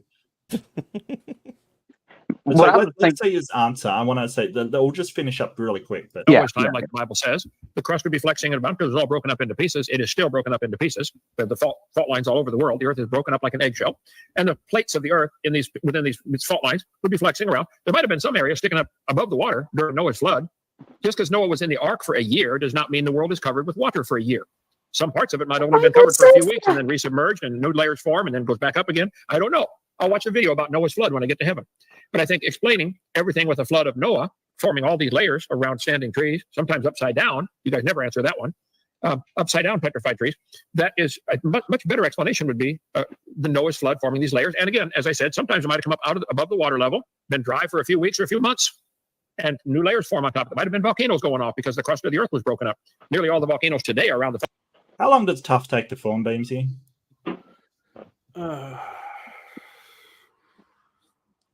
More than a couple days. No, it takes a couple 1,000 years to lithify correctly. Yeah. No, it takes 5 months. That's what Kent says. That's what he said there. 5 months above the water. Sorry. And also, wrong. Please, someone correct me if I'm wrong. The Bible explicitly says all land was completely covered in water for that it was above the mountains. Yeah, the highest to the mountains were covered. Yes. About the correct accepted amount of time that the entire Earth was completely submerged, like from the very last bit of dry land being completely submerged, is roughly 3 months of full 100% submersion before it started receding again. Yeah, but I think when him saying, oh, well, maybe it was out of the water for 5 months, tuff doesn't form in 5 months. Like, it doesn't. Like, that is impossible. Like, he's like a person at a dam, and he's got all these holes, but plugging one just opens another. He's making crap up to try and save his explanation. But Looney Tune commercial with the holes in the bottom of the boat. Right. Fault lines. So maybe there's a connection there. We'll have to watch the video when we get to heaven. But I don't think you've given a satisfactory answer to the petrified trees running through all the layers. Are all the layers of tuff different ages? Are these? Would you agree? This tree on the right goes through, maybe pick a number, 20 different layers. Are all those 20 layers the same age? And that's not a tree on the right. It's not a tree. That's the thing. Yeah, it's not a tree. Within a year. I explained this at the start. It was. I know. He didn't listen to that either. It's a comedy of errors. It's a comedy of errors. So yeah, The one on that's the not left- People would just say you were playing with semantics. No, but the one on the left is a tree. I can guarantee that. The one in the middle might be a tree, or it might be a lycopod, or it might be something else that looks like a tree. But the one on the right is a dike. Beamsy said a bad word. Kick him off the panel. He did. Yeah. Bonk. I've got to make a bonk emoji now that I've suffered the bonk. I've got to do Oh, that. yeah. Ooh, I've yeah. got a few to do, so I apologize to everybody who has supported me that I have not made the tinfoil hat and I have not made the bonk yet. So, yeah. But in all that, like I was saying, the takeaway Kent had there was the wrong takeaway. Like he didn't even seem to comprehend the point you had made, Mark, after clarifying what Beamsy was saying, because you were saying that tough requires a complete absence of water. Yes. Or it becomes shale. But he's like, well, I don't know. It becomes shale. I'm like, okay, fine. It becomes any other form of rock randomly, period, if it gets wet. Doesn't matter. Let's just say that. The fact that it's not that means that there was no water. That's the takeaway. There has to be an absence of water. It doesn't matter what the water makes it turn into. Like it could make it turn into friggin' puppies and kittens. Doesn't matter. It's the fact that it didn't turn into puppies and kittens. Correct. How are you doing, And- Snake? Welcome to the stream. How you doing? Oh, we're just going to be mute. That's okay. Oh, Thanks for showing up. You made me hungry. Thank you. And who was Bacon that? pizza? We may never know. Who knows? Came into our lives, gave us feelings, I do want to and then left without emphasize. saying anything. Sorry, I do want to emphasize though. Like Beamsy just said that Kent, I'm sure knows you at least a bit by now. Beamsy, like he should know you are a geologist. Yeah, I he introduced thinks he myself knows to him more. once. He thinks he knows more than geologists, physicists, everybody. That's the thing about him. He thinks he knows way better than they do. Yeah, the two interactions, that was the second interaction I've ever had with him. And the first one, I fully introduced myself with full name, my title, and where I studied and what I studied. And it's just, I can't be infuriated to it because it's just so wrong. It's pretty bad. Yeah. Yeah. All right. Well, I mean that was an absolute tragedy. I might go and have some lunch because the last thing I'll leave you with, which is hilarious, is like when I started this stream, I had like 30-something viewers, and they had 4, and one was me. So I think I'm gonna just laugh about that and cackle. Maybe that is petty of me, but I do feel a little petty. I think I'll shake it off or something, you know. Is anyone any last thoughts they want to add, or what you're doing on your channels? Like give a plug and I'll try and find you in my list and put your title up. I know Niddy's got a channel. I know Doc Dino's got a channel. I'm pretty sure Ember's got a channel. Well, all I can say is I am never going back there again. Yeah, it was pretty bad. It was pretty bad. Yeah, I must admit. Yeah, I totally understand that. And to be told afterwards, oh, Kent didn't do anything like this, and you know, we found where he called us crazy and stuff. You know, like I don't even. They do realize it's recorded, right? I don't know if they do. Actually, yeah. Yeah. Oh, dear. But no, I understand, Beamsy. I totally get where you're coming from. That's a hard, you know, when you're sort of a comedian like that's a hard room. That's a hard room. But if you bring up that picture that I leaked for you yesterday in regards to what Achilles was saying, have that fart sniffing one that I showed you about what Achilles is discrediting you with. Oh, if you scroll up a bit, it's just up there above all the dinosaurs speak. Oh, yeah. Let's see. Beamsy, you can't let them know we talk about dinosaurs. What the hang on a sec. I'll go there. And I love how he sort of says, "Hey, we keep reporting him because of Oh, I've got the one for Saturday night and Grayson. Is that the one you're talking about? No, I directly linked it to you. It's yeah, it's above that. Okay, the one with all of the stuff going to it. Yeah, okay. I'll share that. That's not a problem. The yellow and red is what they accusing Mark of, and the other stuff is just me being an idiot. Okay. Well, I mean, that's hang on. I can do this.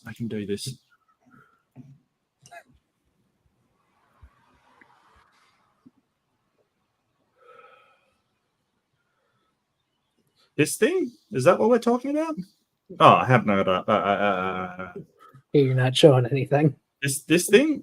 Yeah, that is actually a work in progress that Achilles is actually doing in a review of that last one that you were in, Mark.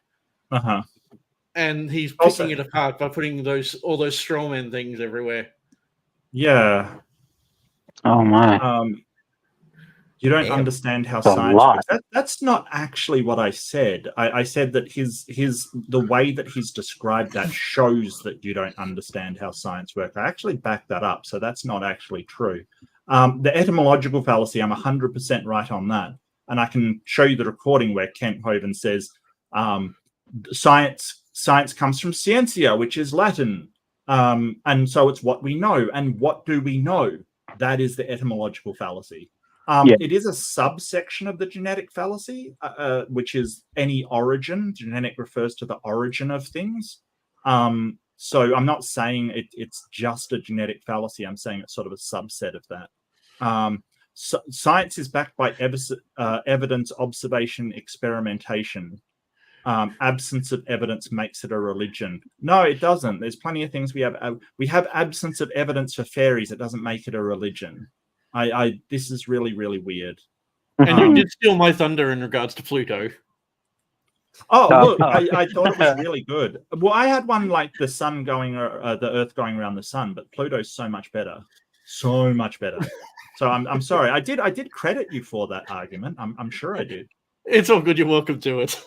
Okay, but yeah, there's a ton of things we don't see. These layers being. I mean, here's the thing: we never saw these trees from being buried in layers. We never saw the flood happening.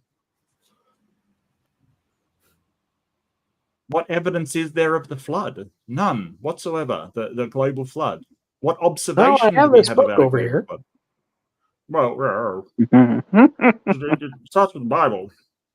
It will be interesting to actually see it will be interesting to see what Achilles is going to do with the rest of it, because I don't know. I don't really care that much. I mean, Achilles is like, I don't want to be offensive, but he's a bit of a joke, to be honest with you. Like, he really wants to sit on the sidelines and snipe away, which I mean, I guess that's his prerogative. It's just, you can't sit there and say that you had challenge people and have these airtight arguments that no one can address, and then when people start to address them, just plug your ears. That's kind of weird and odd, and I don't know. It's just something really strange about it.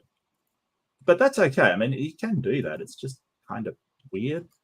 Seems like he just has to believe that he's this, unchallenged god of debate and arguments. And okay.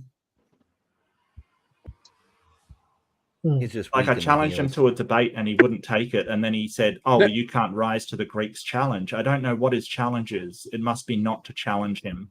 He's challenging me not to challenge him, which is just fantastic. I love it. I think that's a beautiful thing. Okay, well, Beamsy, I know you don't have a channel, but who came in next? Tell me more. Do you have a channel or anything that you want to what are you up to? What are you doing? Well, I just interviewed Dave Farina the other day. Professor Dave Explains. That should be up soon, I think like in a week. I do have flood videos, 21 Reasons Why the Flood Didn't Happen, still coming out every Wednesday. In fact, I was actually going to try and get together with you, Mark, see if you wanted to do an interview sometime. Oh, yeah, sure. I'd love to. But yeah, that's I mean, Oh, I'm everywhere these days. I've inherited a Titan Uranus's power of being everywhere all at once. So I absolutely will be there. Yeah, hit me up. Do you have my email address?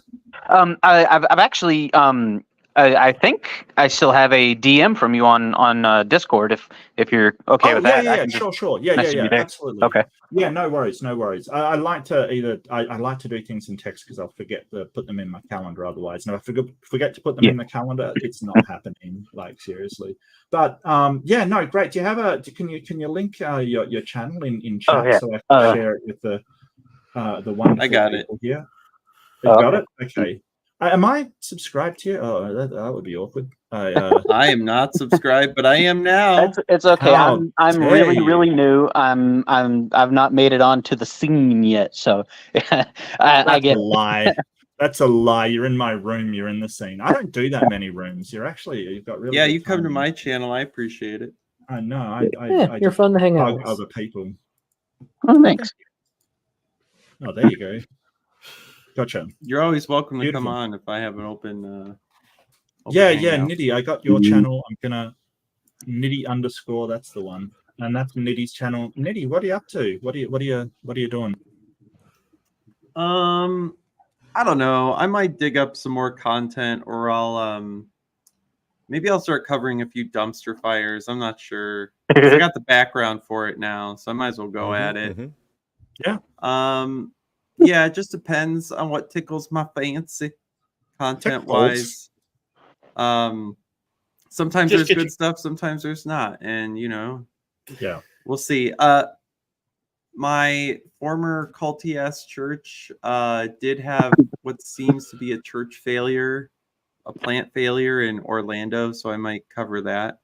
Which Plant failure. Can you explain what that is? Yeah. They sent people to go planning. plant a church in Orlando, Florida, which is like, the fuck, man? Like, fascist Santis has plenty of like Christians there. Like, what are you gonna Fundamentalist, you gonna convert a rock to Christianity? Like, this is dumb. Don't do that. Well, that might be the appeal. Like, if there's already Christian fundamentalists, they might be like, that's our type of soccer. I mean, person. So the part of the reason my culty ass church is so appealing, or was that we don't like those fundamentalists, those Southern Baptists, those what's the like hate group? You know what I mean? Like the people picketing and shit. Oh, that's not us. We love people here. Yeah, Westboro, that's it.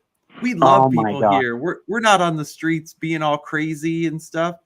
And so they hate fundamentalism or that kind. But then behind closed doors, they're like, we take the Bible so seriously. Oh, well, they say they hate get out of here. They say they hate fundamentalism. Let's be clear here. Yeah, they're fundies that don't like to be called fundies. They get drunk as fuck. They, watch everything everyone else watches. They don't do culture war. But yeah. So I was like, why the fuck are you going to Orlando? This doesn't make any sense. But they did it, and we've heard nothing, and it's great. A big fat fail. All right. Yeah, I'd love to redirect to Amy's, but she doesn't have it on, so there's not a lot I can do. I know. It'll probably start like 20 minutes late. No, it's just not on. That's the thing.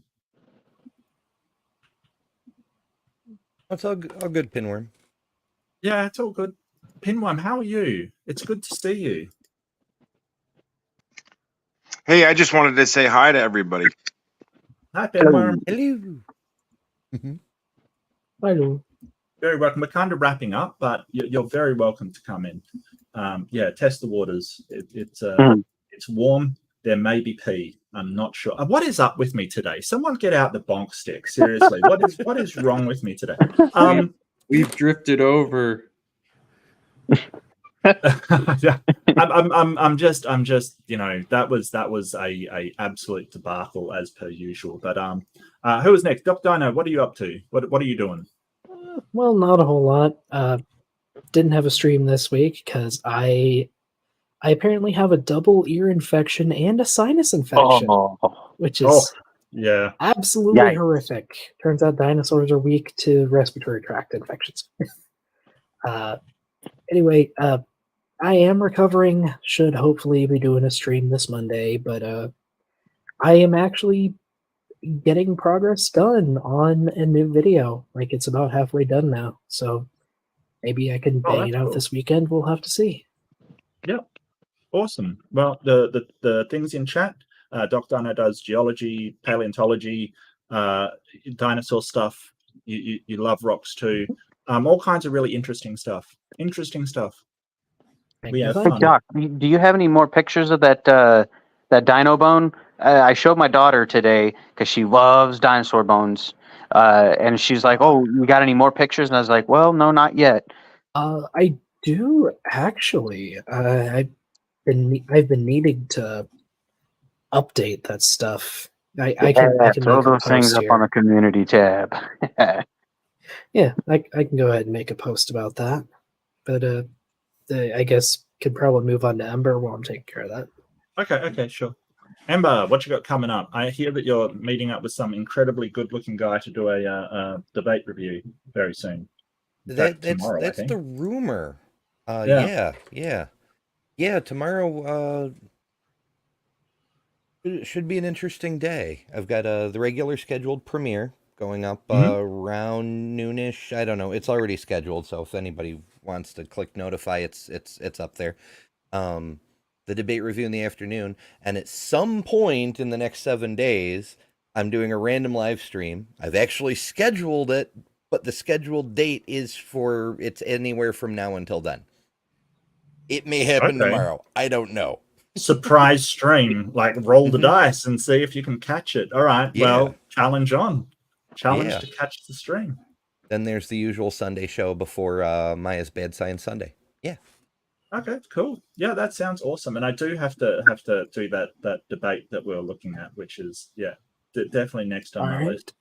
And it has been. Oh, sorry. So go ahead, Doc. What you got to say? Oh, just it has been posted. If you want to show it, Mark, it's just the recent community post on my channel. Also, it looks like Amy is live now. Yeah, she's always been live. I can't redirect to her is the problem. You see, that's weird. Not really. No, she doesn't. I think she selects who she adds to the channel, and I am not one of them, which is kind of odd. And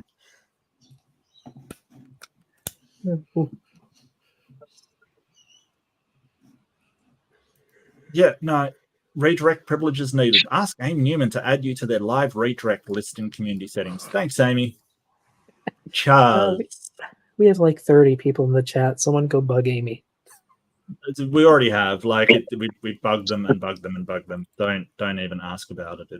It's a work in progress. It's a work in progress. Yeah. There's no no be that he turned it off because they were getting like troll invasions or something. I've heard that happen sometimes. Yeah. Surely they can put me on the accepted list. Surely. Hello. Do you have any idea how many buttons are involved in setting that up? It's at least 3. Like 2? 3. Oh, I'm sorry.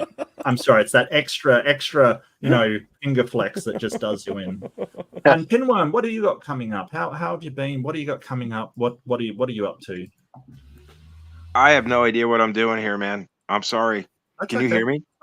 You're doing it. Whatever it is, you're doing it. This is all we do. This you're perfect. Can you hear me? Yeah, we can hear you. Oh, that's fantastic. I just wanted to say hi to the people I've been watching for the past couple of years.